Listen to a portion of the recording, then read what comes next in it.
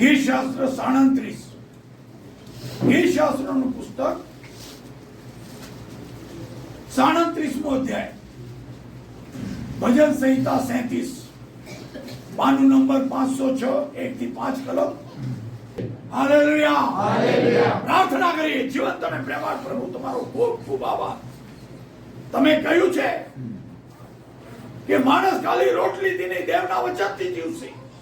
આ જીવંત વચનો જે શાબાતની સુપ્રભાતે આજે અમારી પાસે આવ્યા, એ અમે દિલથી વાંચ્યા છે.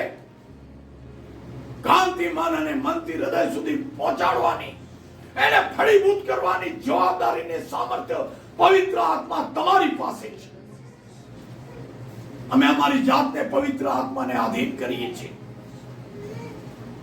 ડિસ્ટર્બન્સની દરેક શક્તિઓને યેશુના નામમાં અમારા જીવનથી આ સમય પરથી અમે દૂર કરીએ છીએ. અને શૈતાન, અમારા જીવન પરથી અમે તને નકારીએ છીએ, ધુતકારીએ છીએ અને હંમેશા માટે દૂર ફેંકીએ છીએ.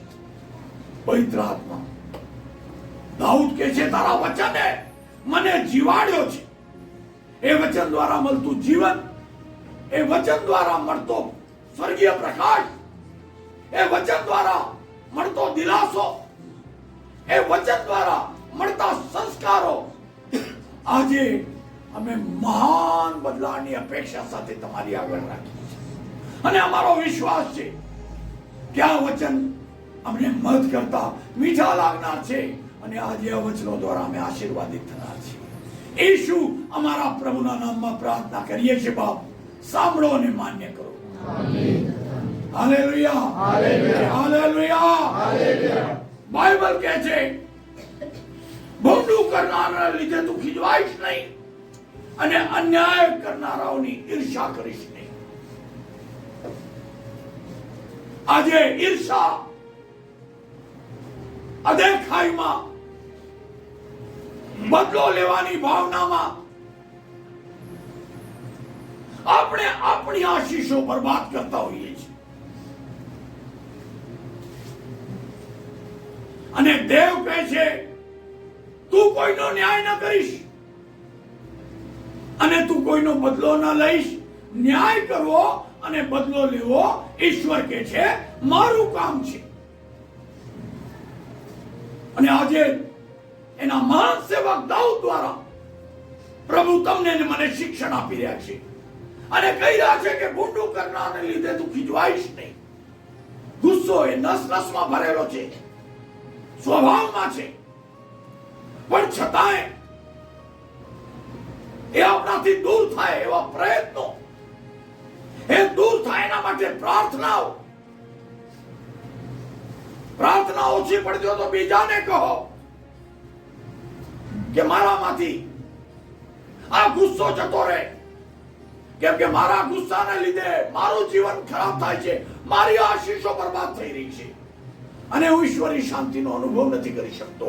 એક પ્યાલામાં બે પ્રકારના પાણી રહી શકે ન શકે. એક પ્યાલામાં બે તલવાર ન રહી શકે. કાં તો અંદર ખરાબ પાણી રહેશે, કાં તો અંદર સારું પાણી રહેશે. કાં તો અંદર ઈશ્વરની શાંતિ રહેશે, કાં તો શૈતાનનો ક્રોધ જીવનમાં રહેશે. અને ક્રોધ તમને બરબાદી તરફ લઈ જશે અને શાંતિ તમને સર્વ સત્યતામાં દોરશે. તો આજે દાઉદ કહે છે, ભૂંડું કરનારને તું ખીજવાઈશ નહીં, અન્યાય કરનાર ઈર્ષા કરીશ નહીં, કે તેઓ જલ્દી ઘાસની પેટે કપાઈ જશે. જ્યારે આપણે શાંત રહીએ છીએ અને ઈશ્વરને એનું કામ કરવા દઈએ છીએ, ત્યારે ઈશ્વર શૈતાન સાથે, વિરોધકો સાથે ડીલ કરે છે અને આપણા માટે માર્ગ આશીષમય બને છે. આપણે બાઇબલમાં વાંચીએ છીએ કે જ્યારે ઇઝરાયલ પુત્રો મિસ્રની ગુલામીમાંથી દૂધ અને મધના રેલમછેલ વાળા પ્રદેશ તરફ પ્રયાણ કરી રહ્યા હતા, પ્રવાસ કરી રહ્યા હતા, ત્યારે 40 વર્ષના એક ખડતલ સમયમાં દેવ તેમની સાથે હતો. બાઇબલ કહે છે કે 40 વર્ષમાં કોઈ માંદું નહોતું, કોઈને શરદી થઈ નથી, કોઈને તાવ આવ્યો નતો, કોઈ ભૂખ્યું નતું, કોઈ ભયભીત નતું, પણ દેવ તેમની સાથે રહીને તેમને આશીષમય માર્ગે આગળ ચલાવી રહ્યો હતો. પણ હવે એક એવો પ્રસંગ આવ્યો છે જ્યાં આગળ રાતો સમુદ્ર છે અને પાછળ ફારૂના સૈનિકો નંગી તલવારો લઈને કે હવે ક્યાં જશો, હવે તમારો કચ્ચર કાન કાઢીએ. અને ઘોડાના રથોના તબડક તબડકના અવાજ સાંભળીને ઇઝરાયલ પુત્રો બીધા છે, બાઇબલ કહે છે. અને તેઓએ મૂસાની સાથે ઝઘડો શરૂ કર્યો કે શું મિસ્રમાં ખબરો નથી કે તું અમને મરવા લાયો, હવે શું કરીએ? હમણાં સુધી તો રાનમાં ચાલ્યા, કાંટાઓમાં ચાલ્યા, નદીઓમાં ચાલ્યા, ટેકડાઓ ચાલ્યા, દેવે ચલાવ્યા, ઠીક છે, અન્ન આપ્યું, વસ્ત્રો આપ્યા, જોડાના ઘસાયા, માંદા નથી, ઓલરાઈટ. દિવસે મેઘ સંબંધીને છાંયડો આપ્યો, રાત્રે અગ્નિ સંબંધીને પ્રકાશ આપ્યો, ઓલરાઈટ. પણ હવે મૂસા, હવે તું કે હવે શું કરીએ? હવે આગળ સમુદ્ર અને પાછળ શત્રુ, હવે અમે ક્યાં જઈએ? તે દુષ્ટતા કરીને અમને મરવા કેમ લાયો શત્રુના હાથે? ત્યાં ગુલામ તો હતા ઓછા, પણ હવે તો મરી જવાના. ત્યારે મૂસાએ કહ્યું કે જે શત્રુને તમે આજ દેખો છો, આ પછી તમે તેમને કદી દેખશો. યહોવા તમારા માટે મોટું કાર્ય કરશે. અને આપણે જાણીએ છીએ કે શત્રુઓ સાથે યહોવાએ ડીલ કર્યું. પ્રભુ ભક્તોને રંજાડનાર, પ્રભુ ભક્તોને ગુલામ બનાવીને તેમના પર અન્યાય અને અત્યાચાર કરનાર ઈશ્વરે મહાસમુદ્રમાં ડૂબાડીને હંમેશા માટે તેમને હતાનતા કરી નાખ્યા. એ જ ઈશ્વર આજે તમને ને મને કહ્યો છે કે બુરડું કરનારને લીધે ખીજવાઈશ નહીં અને અન્યાય કરનારાઓની ઈર્ષા કરીશ નહીં, કેમ કે તેઓ જલ્દી ઘાસની પેટે કપાઈ જશે અને લીલી વનસ્પતિની માફક ચીવડાઈ જશે. યહોવા પર ભરોસો રાખ અને ભલું કર, દેશમાં રહે અને વિશ્વાસીપણાની પાછળ. વાલાઓ, પ્રભુના વચનમાં રહીને,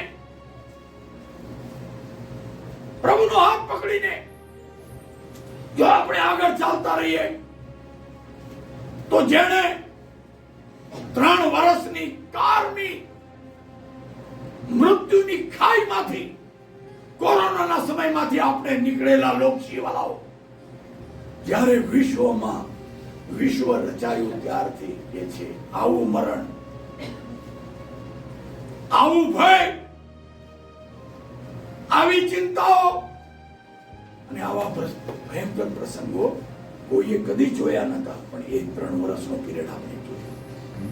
એક કારની ભયંકર પરિસ્થિતિમાંથી તમને મને કાઢી લાવનાર દેવ આજે તમને ને મને કહી રહ્યો છે કે શું મેં તમને કહ્યું નહીં, આગ તમને બાળશે નહીં, પાણી તમને ડુબાડશે નહીં, મરકી તમને સ્પર્શ કરશે નહીં. તમારા ડાબા હાથે 1000, જમણા હાથે 10,000 માણસ મરી પડશે, તમે નજરે જોશો, પણ એ યહોવાના ભક્તો, મરકી તમને સ્પર્શ કરશે નહીં.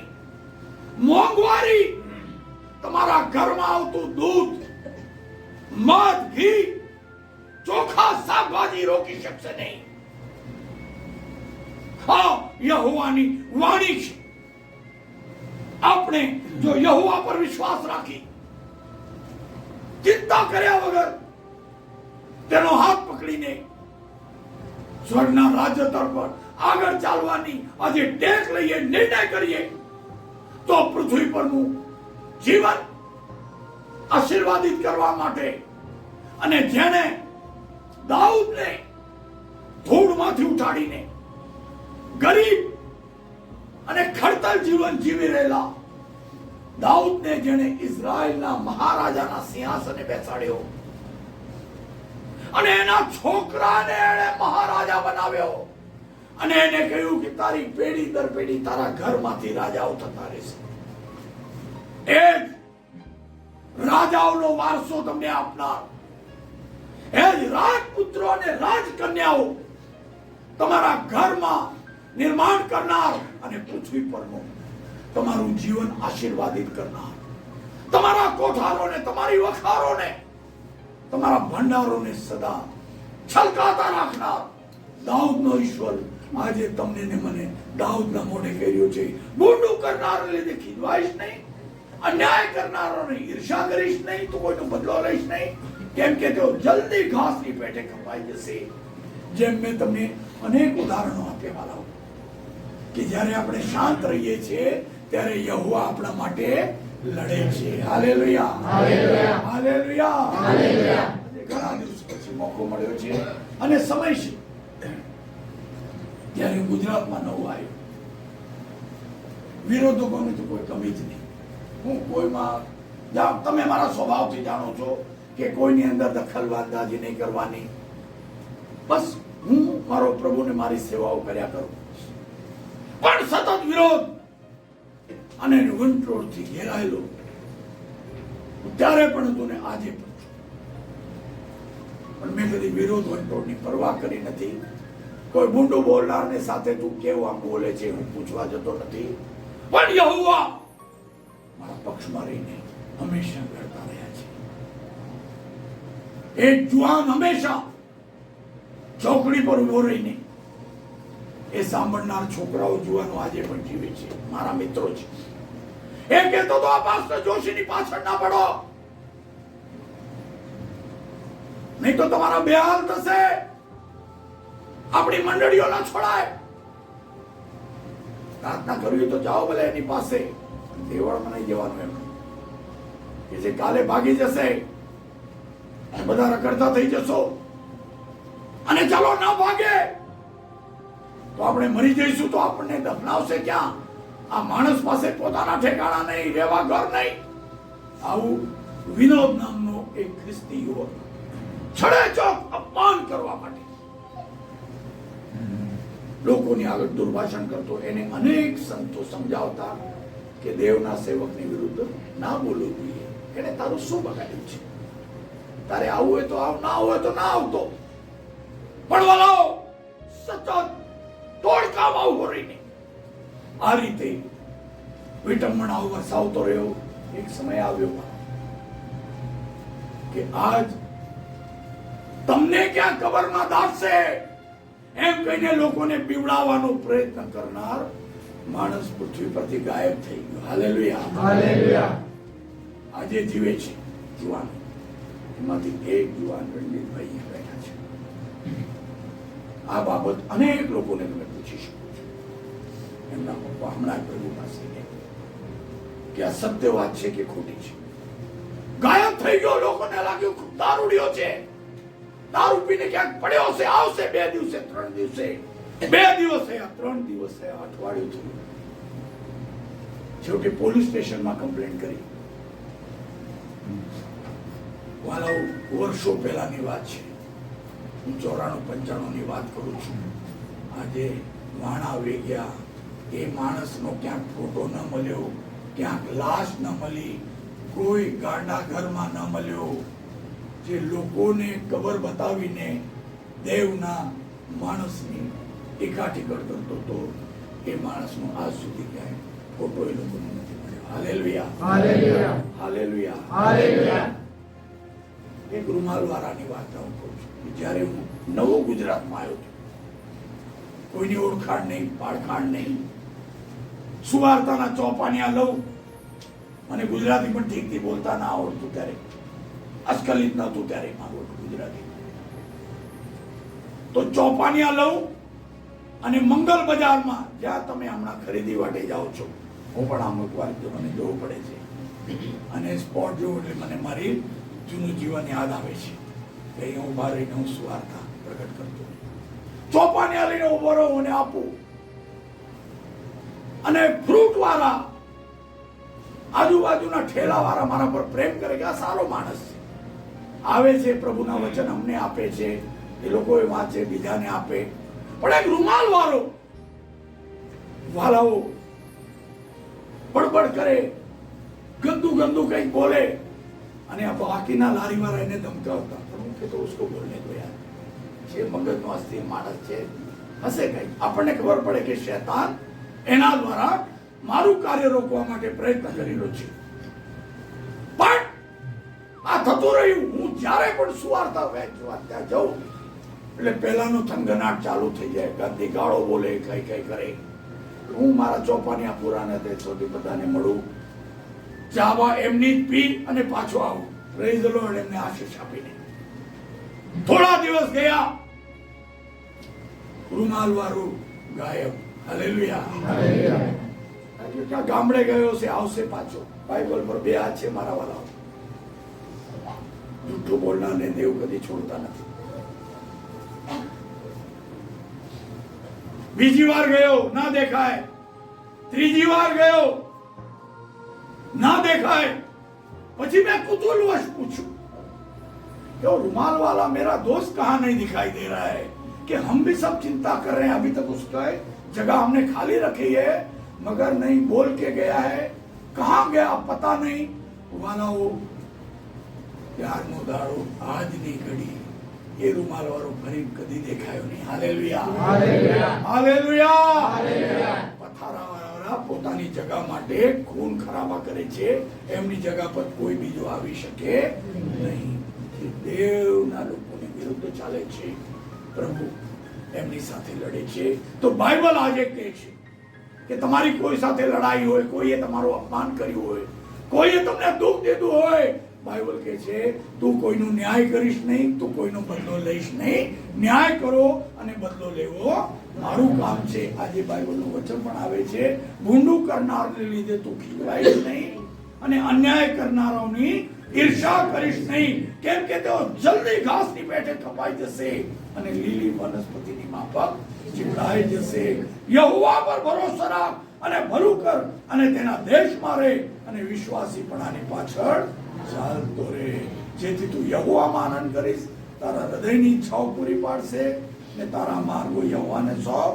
તેના પર ભરોસો રાખ અને તે તને ફળીભૂત કરશે, કરશે અને કરશે. જીવન હું ફળીભૂત થવાની વાત કરું છું કે પ્રભુ તમારા જીવનને સાર્થક કરવા માંગે છે. Hallelujah, hallelujah, hallelujah, hallelujah. પ્રભુના નામની સ્તુતિ થાઓ. જો જીવનમાં સફળ થવા ચાહો છો, ઉન્નત થવા ચાહો છો, આશીર્વાદિત થવા ચાહો છો, તો યહોવા પર ભરોસો રાખી એનો હાથ પકડીને જીવનમાં આગળ ચાલતા રહો. કાંટા જાતરા પ્રભુ દૂર કરશે, ખાડા ટેકરા પ્રભુ દૂર કરશે અને તમે ચાલતા જશો અને આશીર્વાદ તમારી પાછળ